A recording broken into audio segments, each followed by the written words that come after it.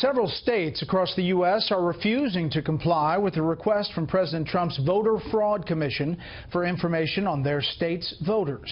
And now the White House is responding.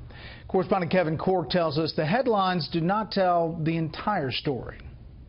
From coast to coast and in states red and blue, there's been strong resistance to the White House's attempts to obtain details about American voters in an effort, the White House says, to shore up the nation's election systems and to fight voter fraud. The White House Voter Integrity Commission seeking publicly available information when and only when recorded by and available from state voter rolls, including first and last names of all registrants, addresses, dates of birth, political party, last four digits of Social Security numbers, and more. While the headlines make state opposition seem almost unanimous, as is often the case, the headlines can be a bit misleading because while several states are refusing to cooperate, many others have agreed to release some voter information.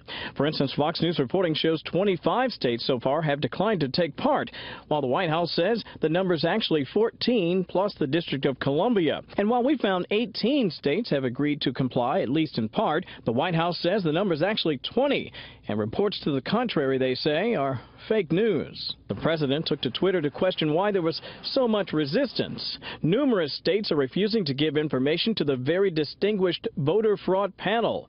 What are they trying to hide? That drew a sharp retort from Maryland's Democratic Attorney General, who called the request for voter data, quote, repugnant, and that it appears designed only to intimidate voters and to indulge President Trump's fantasy that he won the popular vote. Giving the federal government one trove of all of this information about all of these voters in one place does present privacy concerns, not just that the government can't maintain information security, as we know hacking is a thing, but also that in the wrong hands, it would be too easily misused. Backers say abuse of the voting system is the primary concern behind the commission, noting a 2012 Pew Research study that found almost 2 million dead voters still on voter rolls and almost 3 million people registered in multiple states, though that study did not find any evidence of actual voter fraud.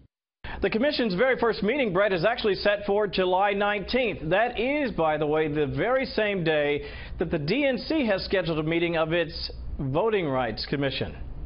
Brett? Kevin, thank you.